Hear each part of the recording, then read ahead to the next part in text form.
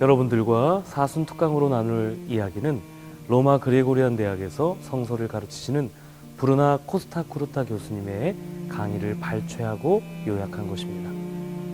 성서에서 이야기하는 용서는 무엇일까요? 성서는 세상의 죄와 악과 폭력에 대해서 어떻게 이야기하고 있으며 어떻게 응답하라고 가르치고 있을까요? 카인과 아벨의 이야기, 이스라엘 백성이 홍해바다를 건너는 이야기, 창세기의 요셉 이야기, 그리고 결론으로 예수님의 이야기를 전해드리면서 함께 살펴보겠습니다.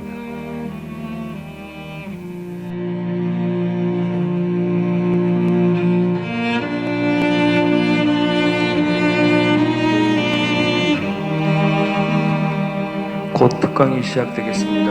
휴대폰 전원이 꺼져 있는지 다시 한번 확인 부탁드리겠습니다.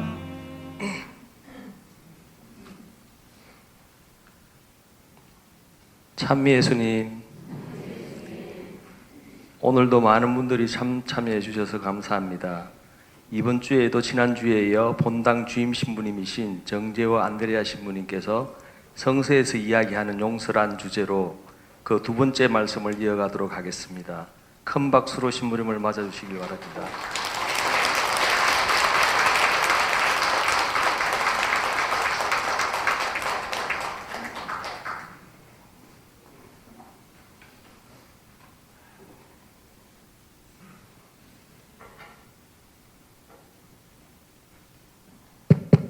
참여 예수님, 네, 우리 지난 시간 내용들 한번 우리 맨 처음에 되돌아보고 그리고 나서 이야기를 쭉 진행하도록 하겠습니다.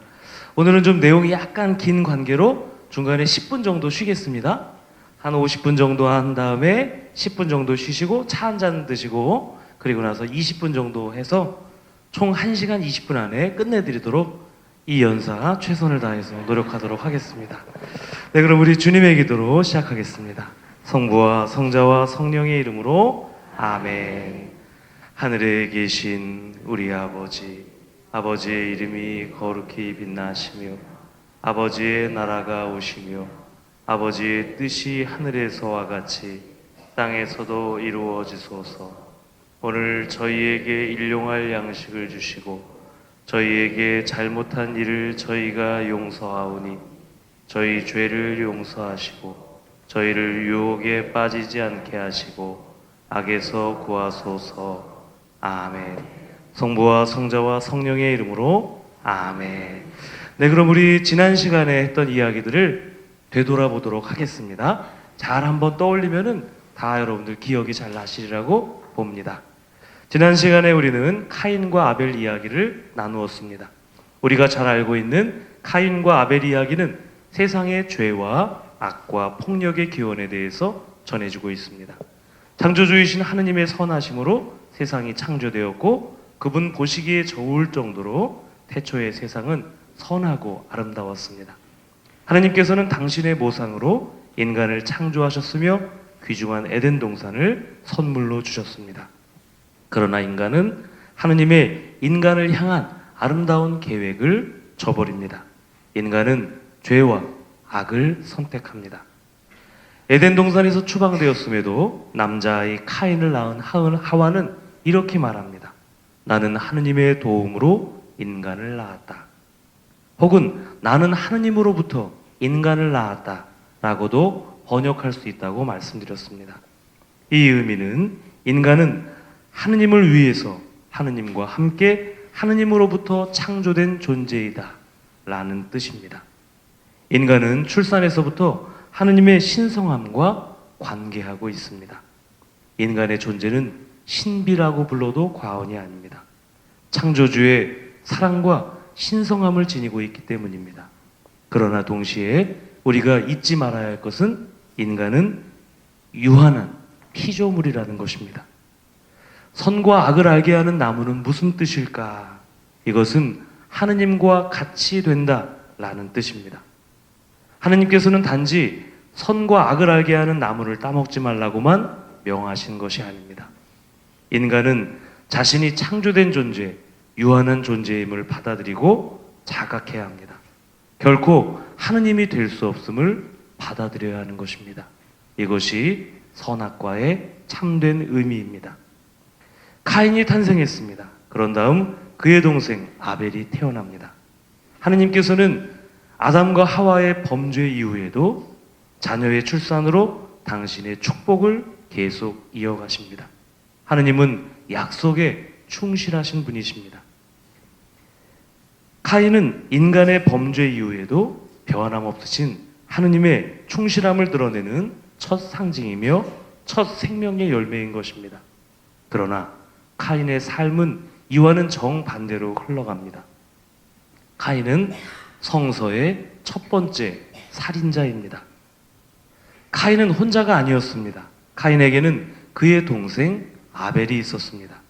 아벨이라는 이름은 히브리 말로 숨, 입김, 허영이라는 뜻을 지니고 있습니다. 바로 인간의 유한성을 상징적으로 드러내고 있는 이름인 것입니다. 카인과 아벨의 두 형제의 서로 다른 모습은 매우 흥미진진합니다. 카인은 농부였고 아벨은 양을 치는 목자였습니다. 그렇기 때문에 두 형제는 세상을 바라보고 세상을 이해하는 방식도 달랐습니다. 농부인 형 카인이 목자인 동생 아벨을 죽입니다. 왜 이런 일이 발생했을까요? 카인과 아벨은 서로 달랐기에 그들이 하느님께 바치는 제물도 달랐습니다. 왜 하느님께서는 아벨의 제물은 보시고 카인의 제물은 굽어보지 않으셨을까? 애석하게도 성서에서 명확한 답을 찾을 수는 없습니다. 지난 시간에 우리는 이렇게 이야기했습니다. 이것은 하느님의 거룩한 선택의 신비이다. 하느님께서는 인간의 구원을 이루시기 위하여 인간의 역사에 개입하시고 그분은 선택하십니다. 여기에는 정의롭다 혹은 정의롭지 않다라고 이야기할 수 없습니다. 왜냐하면 신비이기 때문입니다. 하느님께서는 모든 인간, 모든 시대를 선택하지 않으십니다. 예수 그리스도의 육화도 2000년 전 어느 한순간, 어느 장소에서 일어난 일입니다.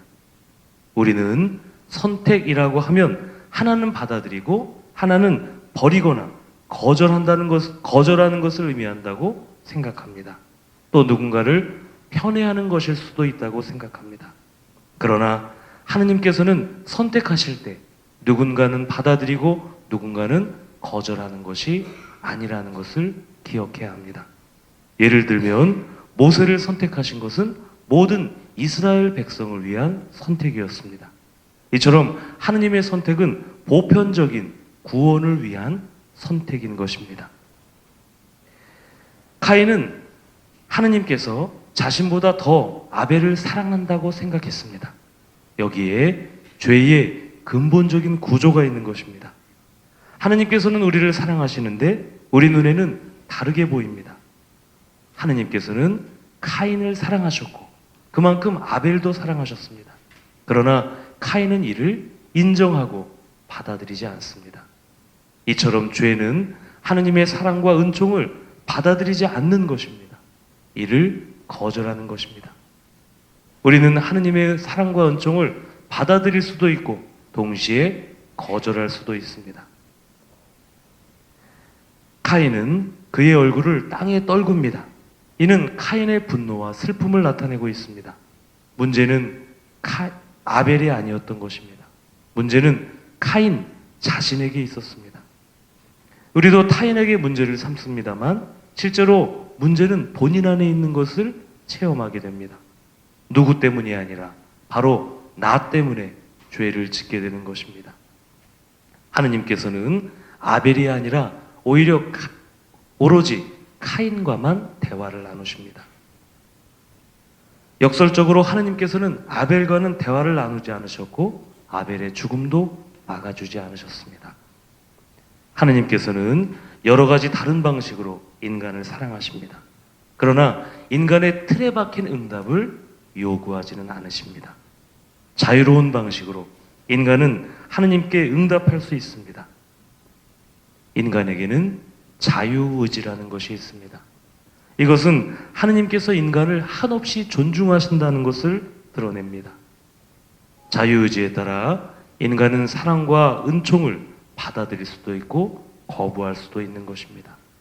그런데 인간이 하느님의 사랑을 거부할 때 결국 형제를 거부하게 됩니다. 카인은 하느님의 사랑을 거부하였고 동생을 살인하는 지경에까지 이릅니다. 하느님께서 카인에게 묻습니다. 내 동생은 어디에 있느냐? 하느님께서는 카인을 단죄하고 처벌하려고 하시는 것이 아니라 카인에게 네가 지은 죄가 무엇인지, 악이 무엇인지, 폭력이 무엇인지를 알려주고자 하셨습니다. 이것은 카인을 향한 사랑에서 비롯된 것입니다. 그런데 카인은 이렇게 대답합니다. 제가 동생을 보호하는 사람입니까? 카인은 첫째 아들 맏아들로서의 소명도 잊어버렸습니다. 하느님과의 대화도 거부합니다. 이제 카인에게는 아무런 형제도 없습니다. 카인의 대답은 정확한 대답이 아닙니다. 하느님께서는 카인이 행한 모든 것을 알고 계셨고 카인의 솔직한 고백을 바라셨습니다. 하느님께서는 복수나 보복을 바라지 않으십니다. 카인이 대답합니다. 제가 짊어지기에는 너무나 이 형벌이 무겁고 힘겹습니다. 카인은 끝까지 자신의 죄를 인정하고 고백하지 않습니다. 다만 자신에게 주어진 형벌이 너무나도 무겁고 가혹함을 호소할 따름입니다. 하느님과 타인과 세상 이 세 가지는 인간이 살아가는 환경, 다시 말하면 인간성을 이루는 세 가지의 요소입니다. 그러나 죄로 말미암아 이 세 가지의 환경이 파괴된 것입니다.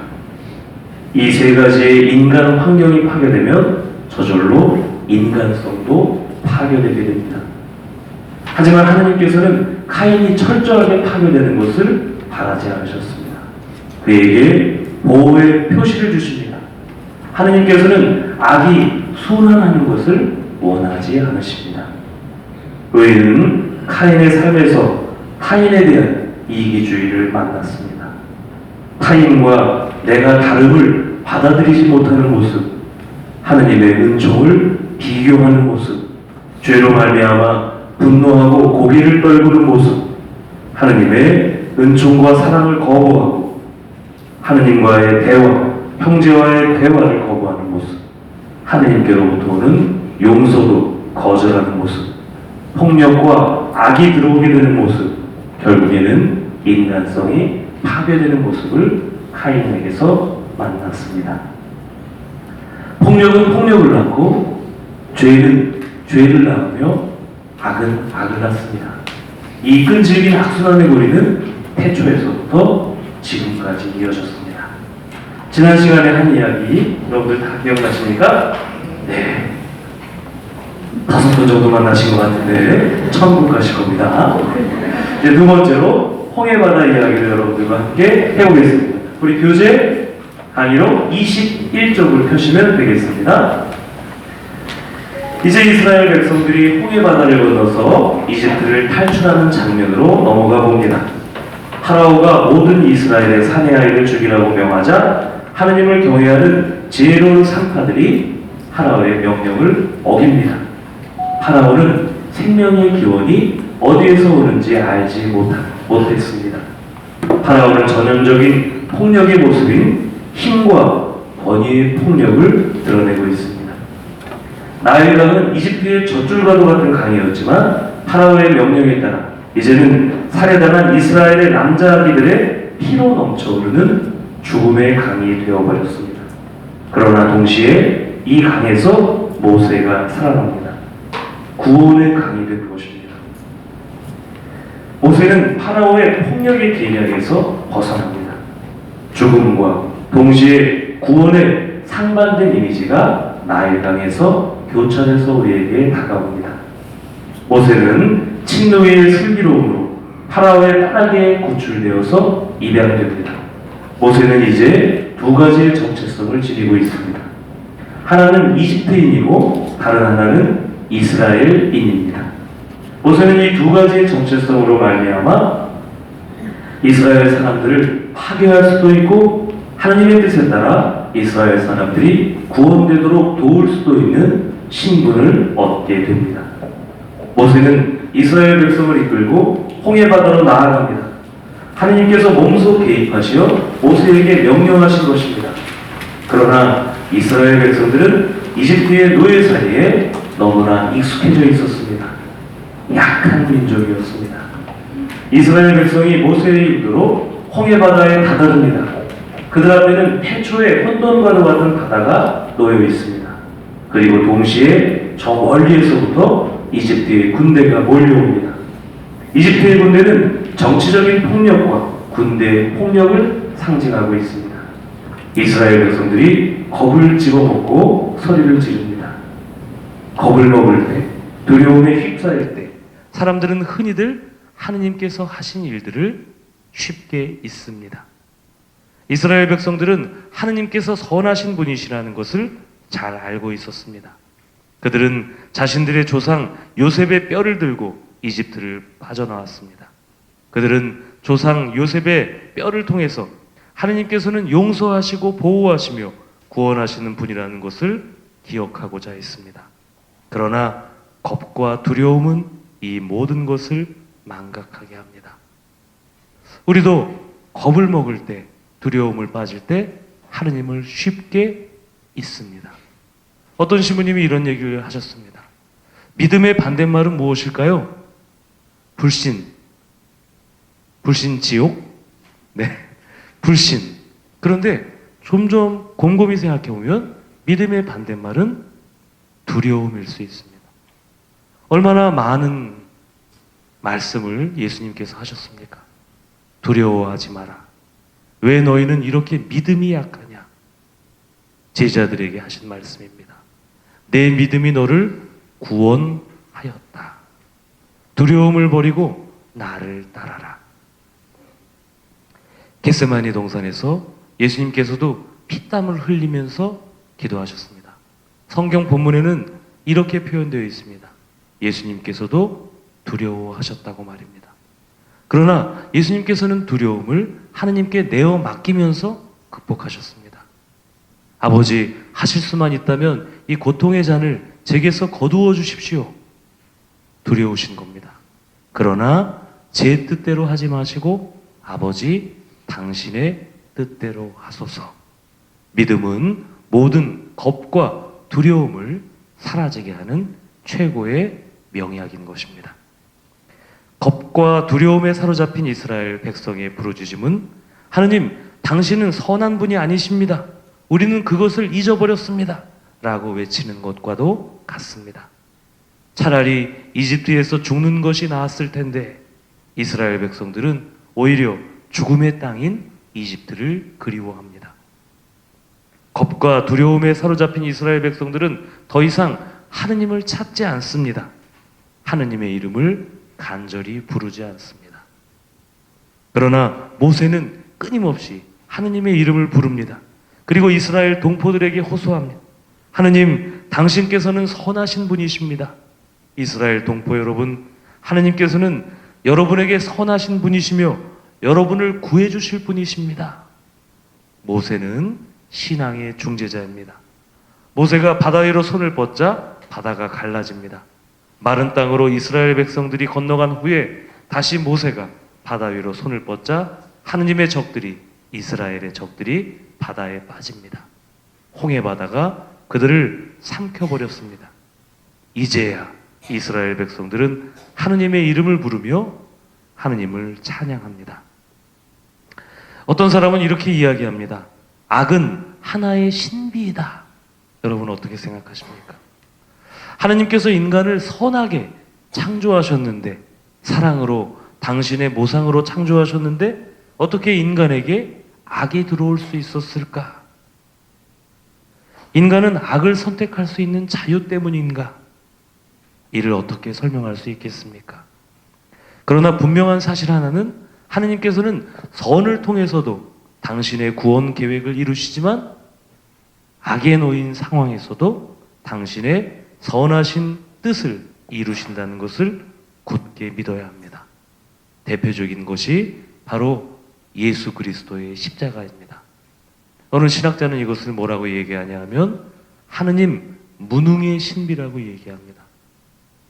모함에 빠져서 죄도 흠도 없는 예수님께서 십자가의 길, 죽음의 길을 걸어가실 때 과연 하느님은 무엇을 하고 계신 것일까? 존재하지 않는 것처럼 느껴집니다. 왜 당신의 아들을 십자가의 길을 걷도록 하셨을까? 하느님은 무능하신 것일까? 그런데 예수 그리스도께서는 하느님의 뜻에 따라 그 십자가의 길을 걸어가셨고 결국에는 부활하셨고 승리하셨다는 것을 기억해야 하겠습니다. 모두가 악하지 않습니다. 우리 중에 몇몇은 악을 행하지만 악을 행하지 않고 선을 행하는 사람들이 훨씬 더 많습니다. 그렇지만 악은 그만큼 혈기왕성한 힘과 폭력성을 지니고 있다는 것을 알아야 합니다. 악은 우리의 상상을 초월할 정도로 힘을 지니고 있고 급속도로 퍼져나갑니다. 근데 이제 아주 중요한 개념을 보도록 하겠습니다. 리브라는 개념을 볼 텐데 리브라는 개념을 이야기하기 전에 이야기를 하나 해드리겠습니다. 경건해야 할 성당 앞에 술집이 생겼습니다. 그래서 일부 신자분들 중에는 저 술집이 망했으면 하고 바라는 사람도 있었습니다. 그런데 어느 날 술집에 불이 타서 완전히 망해버렸습니다. 원인도 찾을 수 없었습니다.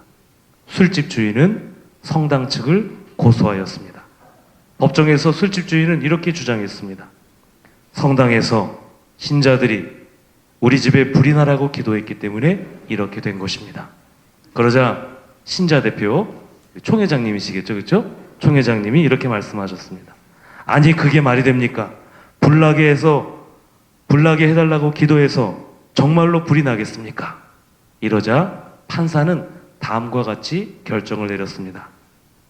술집 주인은 기도의 힘을 믿었으니 천국에 가서 하느님께 보상을 받으시고 총회장님은 기도의 능력을 믿지 않으니 앞으로 기도하지 마십시오.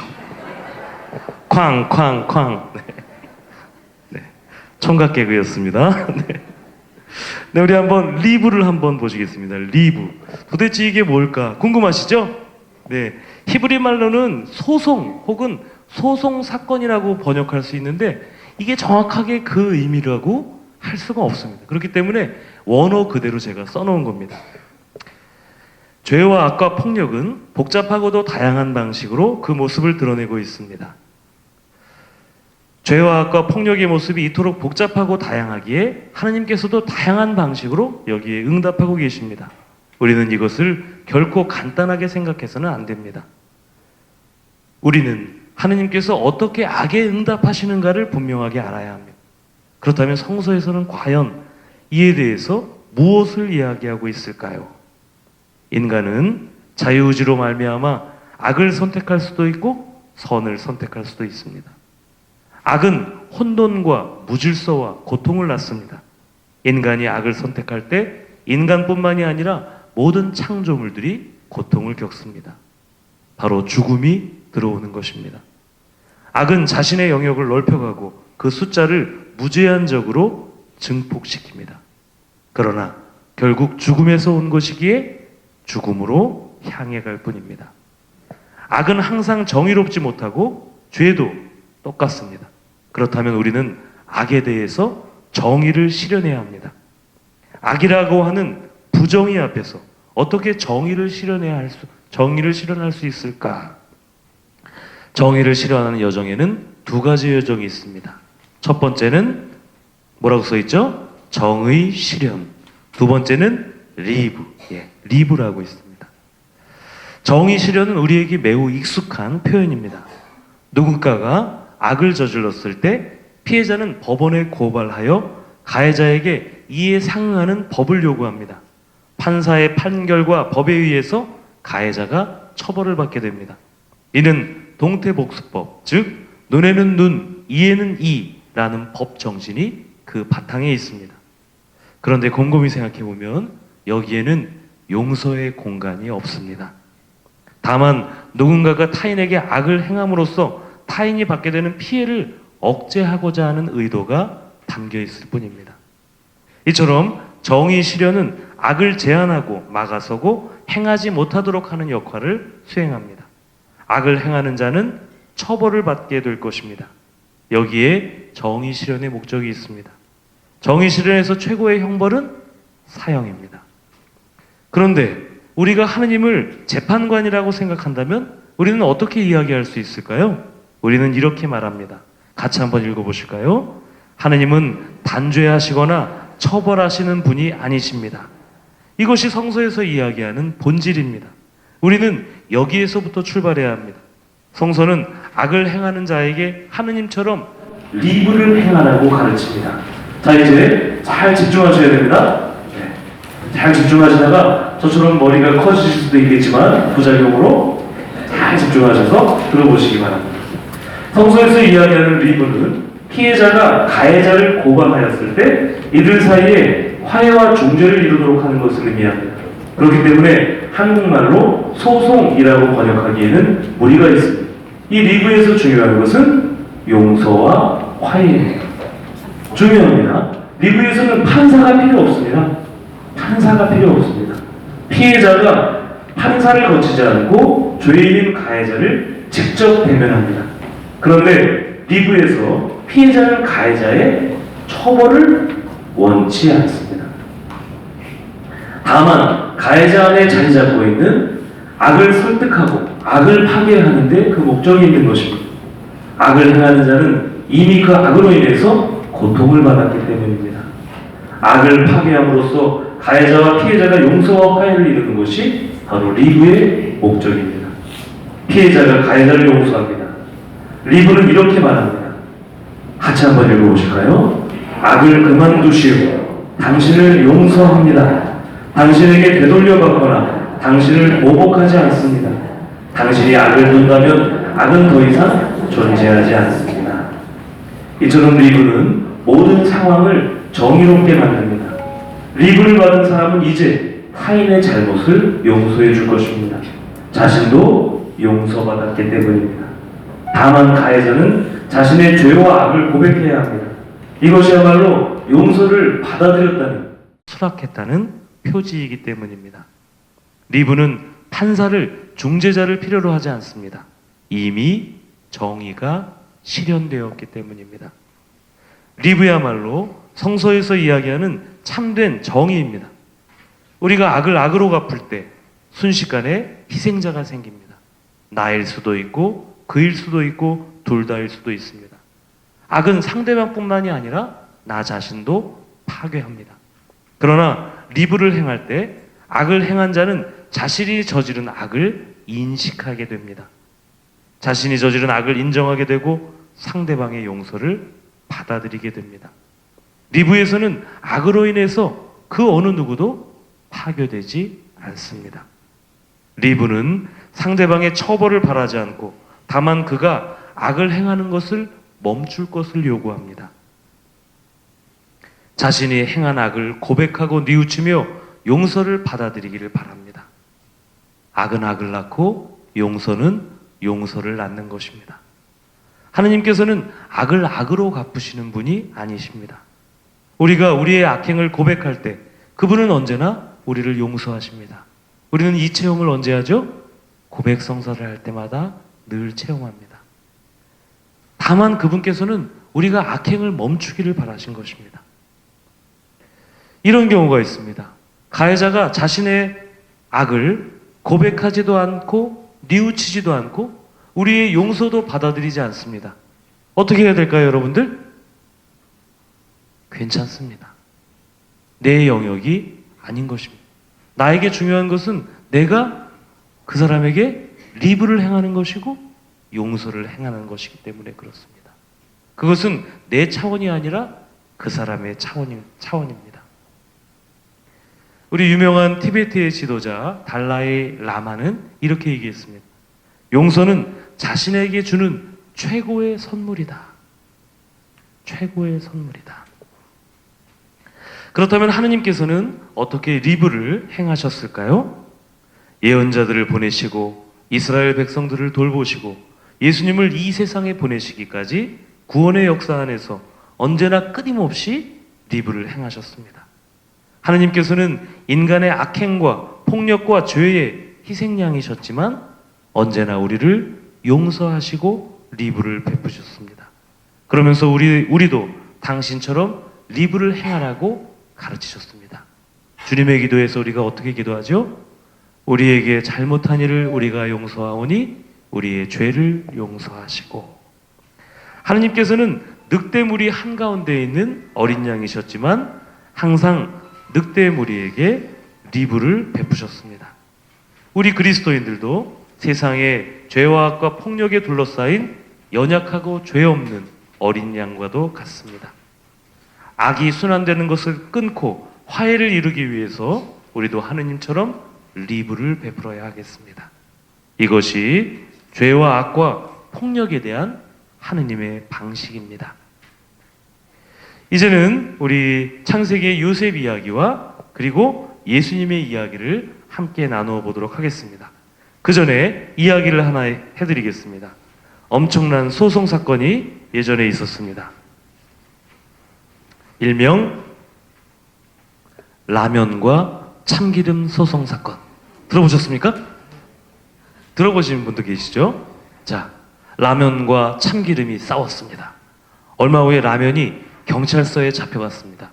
왜 잡혀갔을까요? 참기름이 고소해서. 네. 그리고 참기름도 잡혀갔습니다. 왜 잡혀갔을까요? 라면이 다 불어서. 이것을 구경하던 김밥도 잡혀갔습니다. 왜 그랬을까요? 말려들어서. 이 소식을 들은 아이스크림이 경찰서로 면회를 가다가 교통사고를 당했습니다. 왜 그랬을까요? 차가워서. 어이없게도 꽈배기도 걸려들였습니다. 왜 그랬을까요? 일이 꼬여서. 아무 상관없는 식초도 모든 일을 망치고 말았습니다. 초를 쳐서. 그런데 이 모든 일에 배우가 있었으니 그 배우는 소금이었습니다. 이 모든 것은 다 소금이 처음부터 짠 것입니다.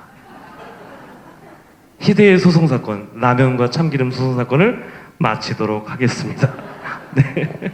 엄청난 사건이었죠, 여러분들. 네. 자, 이제 몸풀기를 좀 했으니까 우리 요셉과 그의 형제들의 이야기로 한번 넘어가 보도록 하겠습니다. 이제 요셉과 그의 형제들의 이야기로 넘어가 봅니다. 요셉은 예수님의 메시아적인 모습을 닮았습니다. 우리는 요셉의 모습에서 예수님의 모습을 찾을 수 있습니다. 요셉은 예수님의 모습을 드러내는 예형이라고 이야기할 수 있겠습니다. 요셉은 여러 형제들 중에서 특히 아버지 야곱의 편파적인 사랑을 받습니다. 이 때문에 형제들의 분노와 미움을 삽니다. 마치 카인과 아벨의 이야기에서처럼 말입니다. 요셉은 꿈 이야기를 했다가 형제들의 미움을 얻게 됩니다. 형들이 자신에게 큰 절을 하게 된다는 이야기였습니다. 요셉의 형제들은 요셉을 더욱 미워하게 됩니다. 형제들 중에 루벤과 유다는 다른 형제들이 요셉을 죽이려고 하자 이에 반대하는 입장을 나타냅니다. 둘은 비록 요셉을 없애버리는 데에는 가담했지만 그 속도를 늦추기를 희망했습니다. 요셉의 형제들은 음식을 먹기 시작하고 그 이후에 요셉을 구덩이에 던져버립니다. 그리고 나서 요셉을 이스마엘 상인들에게 은전 20잎에 팔아버립니다. 마치 유다가 예수님을 팔아넘긴 것처럼 말입니다. 우리는 이 이야기를 통해 영혼의 잔인성과 무감각을 느낍니다. 훗날 요셉의 형제들은 이집트에서 음식을 구하기 위해 요셉을 찾아갈 것입니다.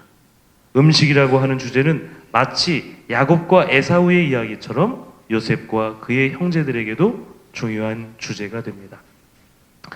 음식을 이렇게 이야기하다 보니까 예전에 그 어린이들 간식을 먹을 때 제가 기도를 안 하고 먹었죠. 그랬더니 어린이 하나가 묻는 겁니다. 신부님 왜 간식을 드시는데 기도를 안 하고 드세요? 제가 이렇게 대답했습니다. 식사 전 기도는 있어도 간식 전 기도는 없지 않니? 그런데 너무 다 기도를 하니까 제가 너무 미안해가지고 다시 이렇게 기도했습니다. 주님 은혜로 내려주신 이 음식과 방금 먹은 음식에도 강복하소서. 어느 신부님이 돈 많은 교우집에 초대를 받아갔습니다. 그 교우분은 신부님께 뭘 대접할까 아주 고민하다가 신부님이 소주를 좋아하신다는 것을 알고 소주와 간단한 안주를 대접하였습니다. 신부님이 화가 나셨죠? 아니, 부잣집에 갔는데 소주와 이렇게 간단한 안주를 내놓다니. 그래도 화를 낼 수는 없지 않습니까? 영세기 신부님인데 애써 태어난 척 식사 전 기도를 합니다.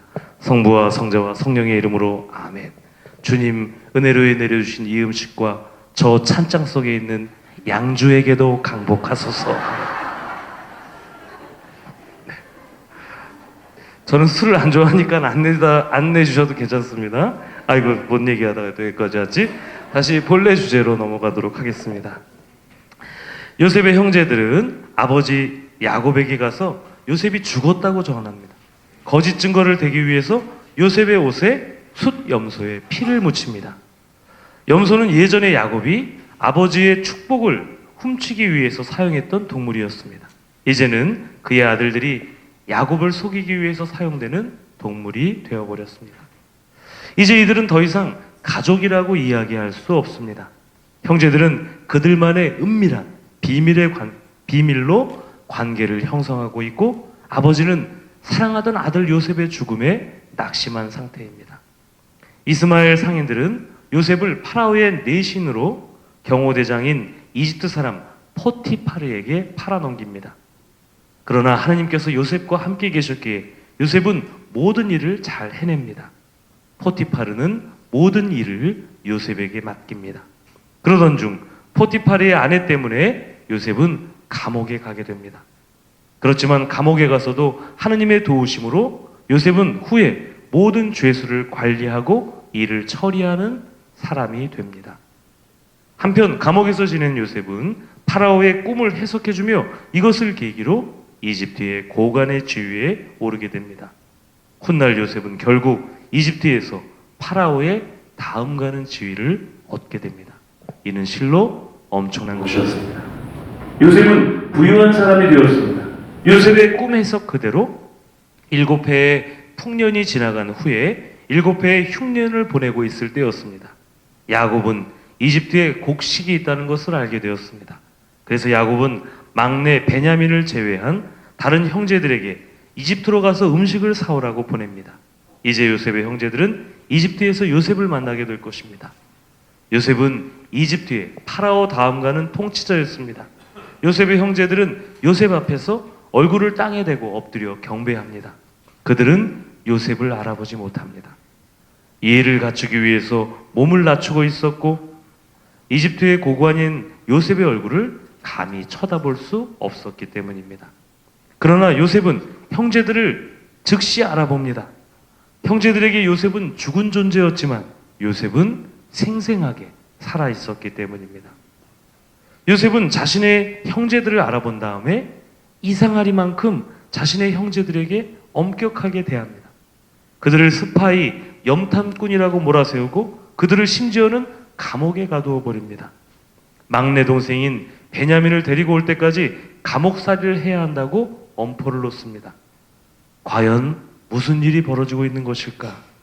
요셉의 복수가 벌어지고 있는 것일까? 혹은 요셉의 리브가 행해지고 있는 것일까?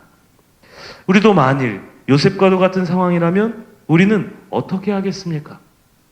복수를 행하시겠습니까? 리브를 행하시겠습니까? 요셉은 그의 형제들을 3일 동안 감옥에 가둡니다. 3일이라고 하는 것은 성서에서 경험을 완성한다 라는 뜻을 지니고 있습니다. 예수님께서 돌아가셔서 며칠 동안 땅에 계셨죠? 저승에 계셨죠? 3일. 그러니까 성서에서 이야기하는 이 3일은 예수님께서 완전히 죽으셨고 온전하게 저승을 체험하셨다. 그 경험을 완성하셨다 라는 뜻을 지니고 있는 것입니다. 요셉의 형제들은 요셉의 행동에 당황했습니다. 어찌할 바를 모릅니다. 우리도 이제 판단을 내려야 합니다. 과연 요셉의 행동은 복수인가? 혹은 리브인가? 창세기 42장을 보면 요셉 앞에서 요셉의 형제들은 자신들의 죄를 깨닫고 고백하게 됩니다. 그리고 요셉은 형제들에게서 물러나와 홀로 눈물을 흘립니다. 요셉의 형제들은 근심과 고뇌 속에서 시간을 보내면서 이제 요셉이 자신들의 손에 의해서 매정하게 이스라엘 상인들에게 팔릴 때 근심과 고뇌를 이해하게 된 것입니다. 요셉의 형제들은 이제 자신들이 한 행동을 깨닫기 시작합니다. 자신들이 죄를 지었음을 고백하게 됩니다. 요셉은 자신의 형제들을 근심과 고뇌, 두려움의 경험 속에 둠으로써 자신이 바로 요셉임을 알려주었습니다. 요셉의 형제들은 자신들의 죄에 대해서 고백할 수 있게 되었습니다. 그들은 다시 형제들이 되었습니다. 요셉의 형제들은 이제 자신들의 죄에 대해서 더 이상 회피하지 않습니다. 서로 힘을 모아 그것을 갚으려고 합니다. 결국 요셉은 형제들에게 이렇게 말합니다. 같이 한번 읽어보실까요? 내가 형님들의 아우 요셉입니다. 형님들이 이집트로 팔아넘긴 그 아우입니다. 그러나 이제는 저를 이곳으로 팔아넘겼다고 해서 괴로워하지도 자신에게 화를 내지도 마십시오. 우리 목숨을 살리시려고 하느님께서는 나를 여러분보다 앞서 보내신 것입니다. 감동적이지 않습니까? 이 말을 마치고 요셉은 형들과 하나하나 입을 맞추고 그들을 붙잡고 울었습니다. 요셉은 형제들에게 리브를 행했고 그리하여 가족과 형제가 새롭게 형성되었습니다. 이처럼 용서는 악에 대한 거룩한 응답입니다. 요셉의 모습은 왕의 모습, 사제의 모습, 메시아의 모습을 닮았습니다. 이와 마찬가지로 정의롭고 흠없는 예수님께서도 리브를, 용서를 행하실 것입니다. 이를 통해서 하느님과 당신과의 관계, 사람들 사이의 관계를 새롭게 하실 것입니다. 결론에 앞서서 이야기를 하나 해드리겠습니다. 이야기를 많이 하시니까 좋아하시는 것 같아요. 근데 이야기만 기억하신다 그러는데 이야기만 기억하셔도 됩니다. 너무 똑똑해지시면 제가 힘들어요.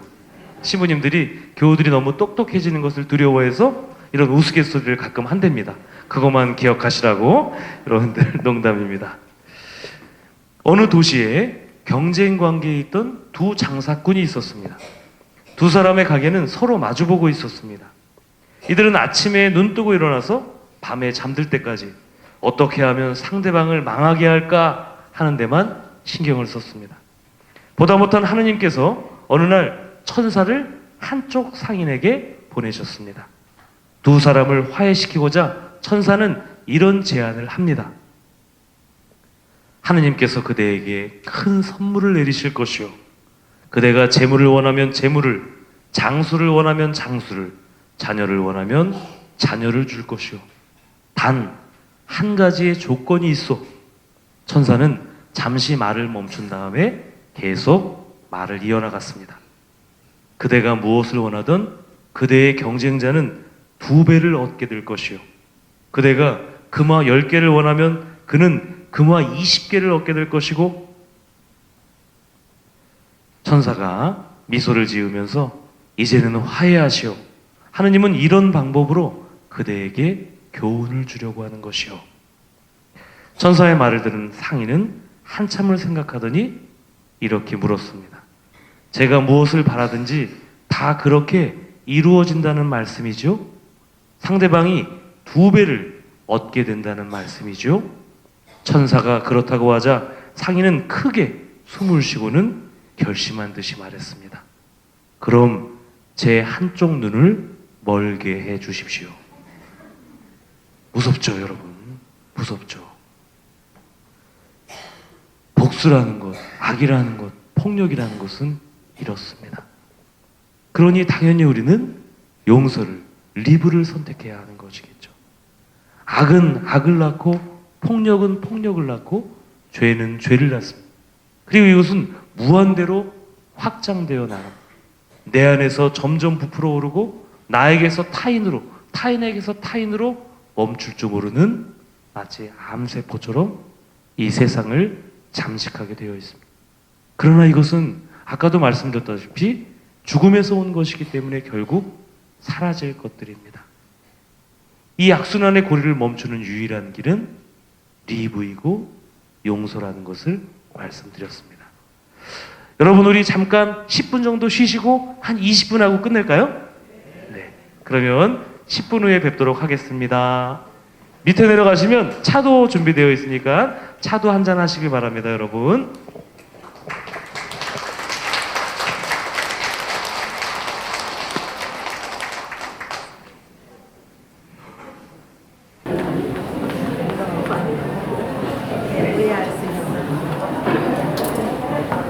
우리 브루나 코스타 쿠르타라는 이 수녀님은 그 교황님의 신학 자문위원이기도 하십니다. 신학 자문위원이 많지는 않으신데 그 20분 중에 한 분이시래요.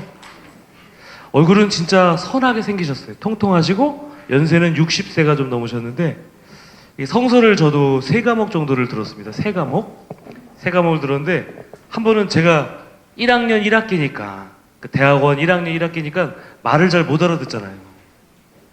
시편을 배웠는데 성서를 가져오라는 것을 제가 몰랐던 거예요.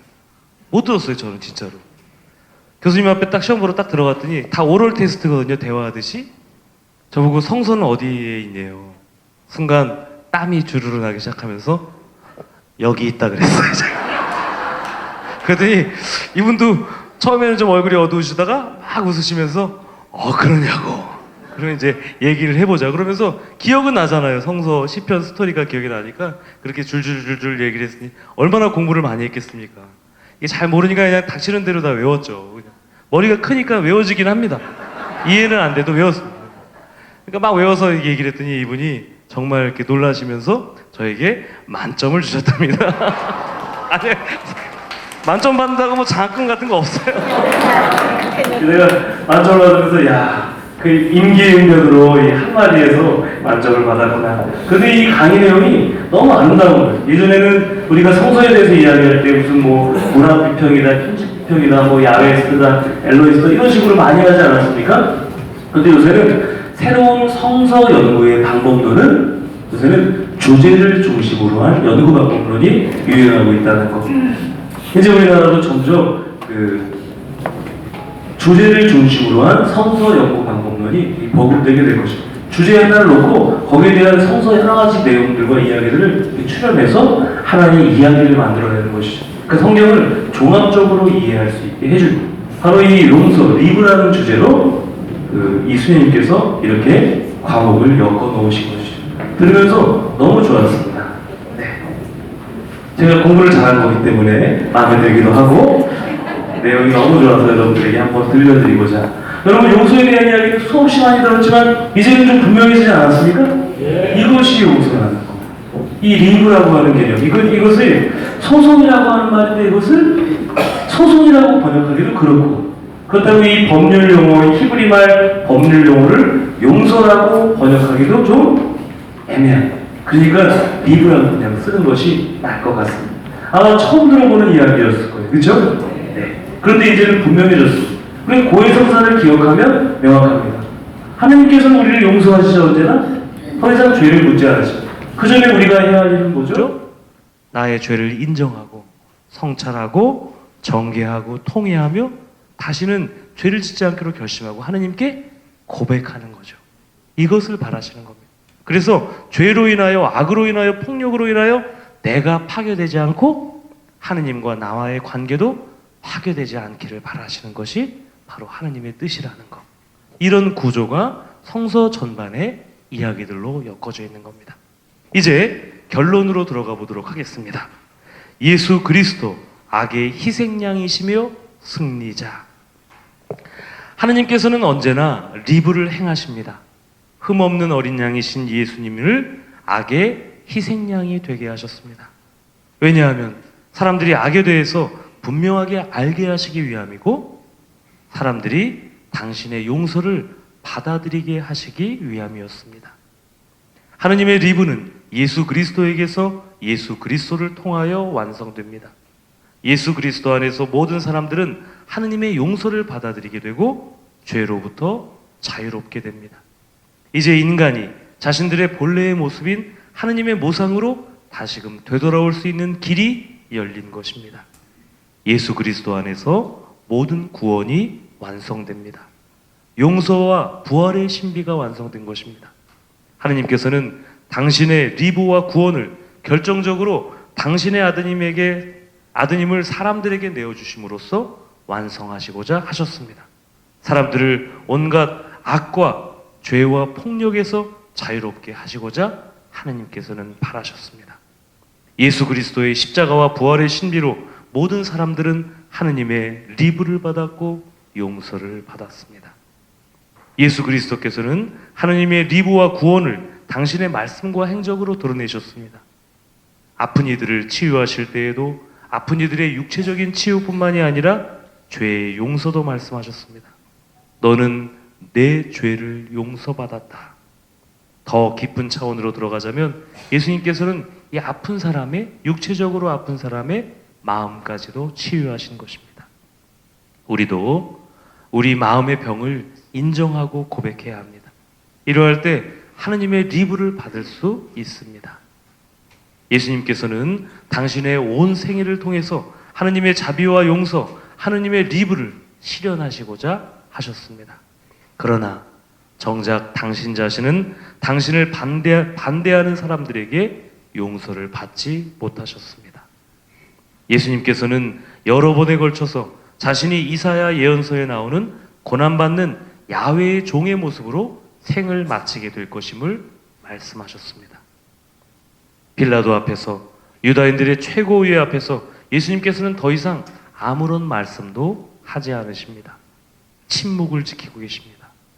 복음을 저술한 사람들은 예수님의 침묵에 대해서 강조하고 있습니다. 반대자들과 고발자들 앞에서 예수님께서는 침묵을 지키셨다. 왜냐하면 그들의 고발과 판결은 거짓이기 때문이다. 훗날 예수님께서는 부활하신 후에 판관이 되셔서 그들을 고발하고 그들에게 판결을 내리실 것입니다. 그러나 예수님께서는 그들에게도 리브를 행하실 것입니다. 예수님께서는 침묵을 지키십니다. 더 이상 진리를 그들에게 말씀을 하지 않으십니다. 당신의 죽음을 묵묵하게 받아들입니다. 이것이 하느님 아버지의 뜻이었기 때문입니다. 예수님께서는 죄인들을 용서하시고 그들에게 죽음이 아니라 생명을 주시고자 하셨습니다. 예수님께서는 생명을 주시고자 당신 스스로 죽음을 받아들이신 것입니다. 예수님께서는 모든 세대, 모든 인간이 지은 죄와 악과 폭력의 희생자의 모습이십니다. 그러나 예수님께서는 선과 침묵, 그리고 무엇보다 사랑으로 여기에 응답하고 계십니다. 사랑은 언제나 죄와 악과 폭력보다 강력하기 때문입니다. 예수님의 죽음이 바로 하느님의 리브입니다.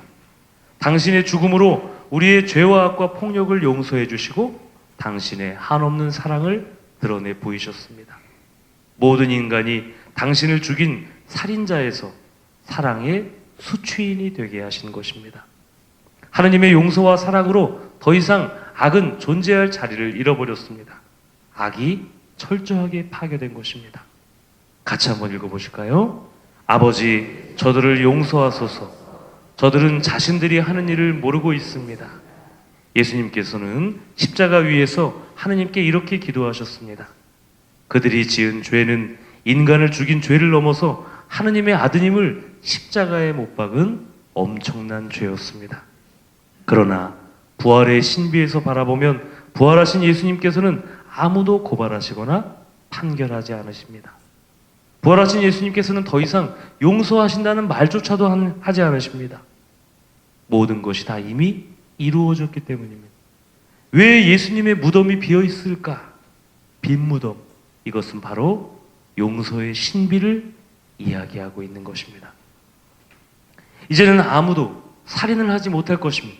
왜냐하면 더 이상 예수님의 부활로 말미암아 죽음이 없어졌기 때문입니다. 죽음이 이제는 예수님으로 말미암아 영원한 생명으로 변화되었습니다. 빈 무덤이 이제 구원의 희망으로 가득 찬 장소로 변화된 것입니다. 빈 무덤을 통해서 우리는 하나님께서 우리에게 리브를 행하셨음을, 우리를 당신의 아드님의 죽음을 통하여 용서하셨음을 깨닫게 됩니다. 또한 우리는 하나님의 무한한 자비와 사랑, 영원한 생명을 당신 아드님의 빈 무덤을 통해서 깨닫게 됩니다. 부활하신 예수님께서 제자들에게 나타나셔서 하신 첫 번째 말씀이 뭡니까? 평화가 너희와 함께. 평화가 너희와 함께. 제자들을 꾸짖거나 질책하지 않으셨습니다. 제자들은 유다인들이 무서워서 문을 걸어 잠그고 다락방에 숨어 있었습니다. 그들 한가운데에 서시며 예수님께서는 평화가 너희와 함께. 더 이상 질책하지도 용서한다는 말도 없으셨습니다. 예수님께서는 순환하시기 전에 제자들의 발을 닦아주셨습니다. 우리는 요한복음 13장에서 이를 만날 수 있습니다. 자, 이제 우리가 최후의 만찬 현장에 예수님과 함께 있다고 여러분들 상상해 보시길 바라겠습니다. 작년에 우리 시부님들이 발 이렇게 닦아주셔서 좋으셨죠? 네. 저는 허리가 아팠습니다. 네. 그리고 시부님들 접대하느라 힘들었어요. 사정안에서는 어떤 일이 벌어지고 있냐면 손님 신부님들이 오시면 저한테 너무 많은 걸 요구하십니다. 커피 타와라. 커피도 얼마나 종류가 다양한지 에스프레소를 원하는 시부님이 있고, 아이고 아포가또 아이스크림을 넣은 에스프레소를 원하시는 분이 있고, 따뜻한 아메리카노를 원하시는 분이 있고, 얼음을 3분의 2 정도 채운 시원한 아메리카노를 원하시는 분이 있고, 봉지 커피를 원하시는 분이 있어서 그분들의 뒷바라지를 다 하다 보면 전례 시간이 다가옵니다. 그리고 나서 이제 전례를 허겁지겁 하는 것입니다. 근데 작년에 신부님들도 너무 좋으셨대요. 왜냐하면 우리 사제직의 본질은 두 가지입니다. 착한 목자, 예수님. 양들을 위해 목숨을 바치는 예수님. 그리고 두 번째는 발을 닦아주신 예수님. 이 두 가지가 사제직의 본질입니다. 본질입니다. 마찬가지로 우리 교우분들의 어떤 사제적인 삶의 본질이기도 하겠죠. 그렇죠? 우리는 최후의 만찬 현장에 예수님과 함께 있습니다. 예수님께서 제자들의 발을 닦아주신 것은 단지 당신의 겸손을 드러내고자 하신 것만은 아니었습니다. 예수님께서는 제자들의 발을 닦아주시기 전에 옷을 벗어놓으셨다가 다시 입으셨습니다. 이것은 무엇을 의미하는가? 옷이라고 하는 것은 성서 안에서 한 사람의 존재와 사명을 의미합니다. 예수님께서 옷을 벗으셨다는 것은 바로 당신의 생명을 내어주시겠다는 것을 의미하고, 옷을 다시 입으셨다는 것은 당신의 생명을 다시 취하실 것임을 의미합니다. 요한복음 10장에서 우리는 착한 목자에 관한 말씀과 만납니다. 같이 한번 읽어보실까요?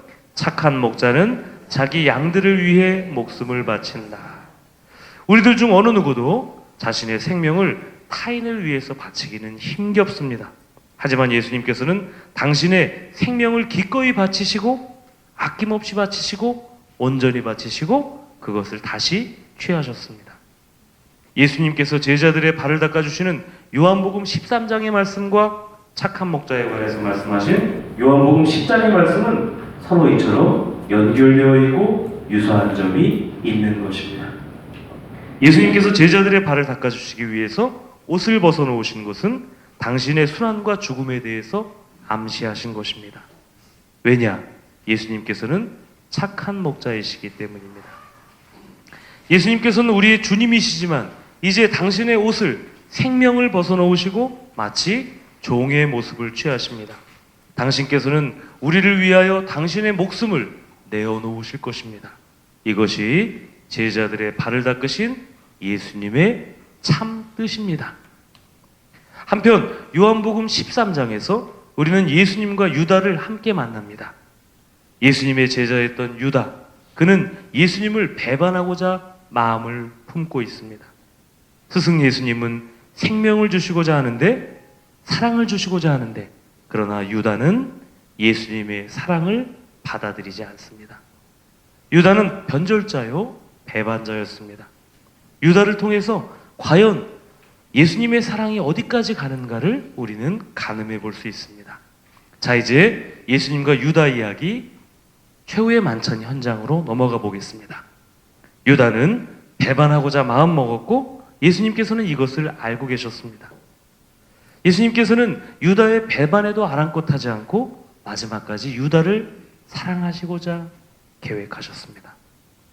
예수님께서는 유다까지도 발을 닦아주셨습니다.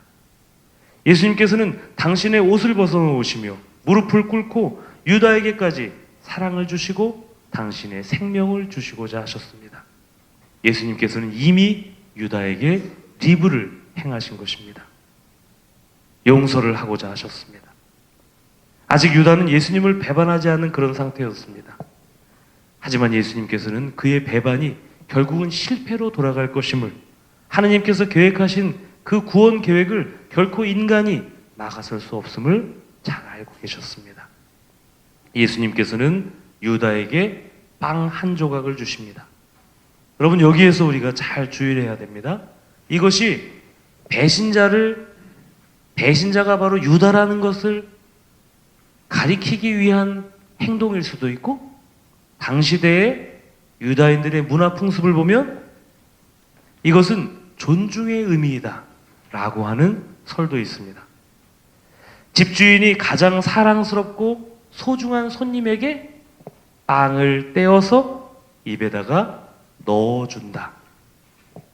그러니까 예수님께서 유다에게 한 입의 빵을 포도주에 적셔주시며 당신의 나는 너를 사랑한다, 존중한다라고 하는 것을 드러내신 것이죠. 더군다나 예수님께서는 자신의 몸을 뭐라 그러셨죠? 빵이라고, 너희를 위하여 내어줄 내 몸이다 라고 말씀하셨습니다. 그러니 이것이 얼마나 엄청난 의미입니까? 예수님께서는 자유롭게 스스로 결정하셔서 순환의 길로 걸어갔습니다. 그리고 이와는 다른 모습으로 유다는 자유롭게 스스로 결정해서 사탄이 들어오도록 허락합니다. 예수님께서 이제 유다에게 말합니다. 어서 가서 서둘러서 그것을 하여라. 만일 유다가 예수님의 이런 사랑을 받아들였다면, 마음에 품은 배반을 용서하시고자 하시는 예수님의 리브를 받아들였다면, 유다는 자신의 죄를 고백하고 예수님을 배반하지 않았을 것입니다. 예수님의 말씀을 조금 더 깊게 들어가 보도록 하겠습니다. 예수님께서는 유다야, 그것을 하여라 라고만 말씀하지 않으시고 유다에게 어서 가서 서둘러서 그것을 하여라 라고 말씀하셨습니다. 여기에서 예수님의 헤아릴 수 없는 큰 사랑을 우리가 묵상할 수 있습니다. 만일 누군가가, 여러분 한번 생각해 보십시오. 여러분을 배반하고자 합니다. 그런데 나는 그 사람을 극진히 사랑합니다. 내가 아무리 사랑하고 용서한다고 얘기를 해도, 행동을 해줘도 그 사람은 마음을 바꾸지 않습니다. 그러면 우리는 어떻게 할까요? 그래, 내가 정 원한다면 네가 원하는 대로 그것을 하렴 이라고 얘기하겠죠? 바로 그것이 예수님의 말씀. 같이 한번 읽어보실까요? 그래 유다야, 정 그렇다면 네가 원하는 대로 서둘러서 그것을 하여라. 예수님의 큰 사랑을 묵상하고 느낄 수 있는 겁니다.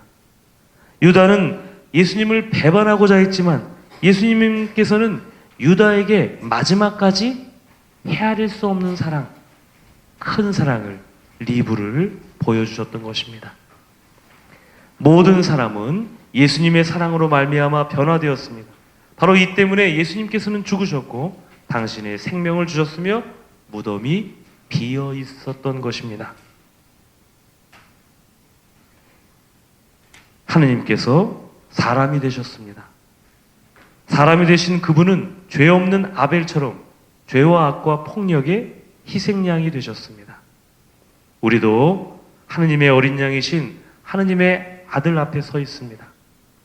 그분은 우리를 용서하시며 우리가 죄와 악과 폭력으로 가득 찬 늑대와 같은 존재가 되기를 바라지 않으십니다.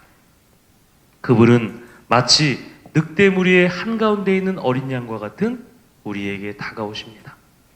우리를 늑대들이 바라는 온갖 죄와 악과 폭력에서 구해주시고 우리에게 사랑과 용서와 자유를 주시기 위해서 말입니다.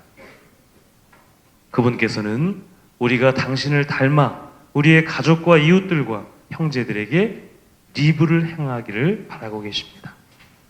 용서는 세상의 죄와 악과 폭력에 대한 신앙인의 위대한 응답입니다. 하느님의 리브, 우리의 리브로 말미암아 더 이상 악이, 죄가, 폭력이 순환되는 것은 사라지게 될 것입니다. 여러분, 2번에 걸친 시간 동안 열심히 들어주시고 학구열로 불타는 놀라운 모습을 보여주셔서 감사합니다. 여러분, 사순식이 뜻깊게 보내시고 우리도 삶 안에서 리브를, 용서를 실천할 수 있는 하느님의 사랑받는 자녀들이 되셨으면 좋겠습니다. 특별히 사순식이는 이러한 하느님의 용서와 사랑을 깊게 묵상하고 실천할 수 있는 소중한 시기입니다. 은혜로운 사순식이 되시길 바랍니다. 아멘. 감사합니다.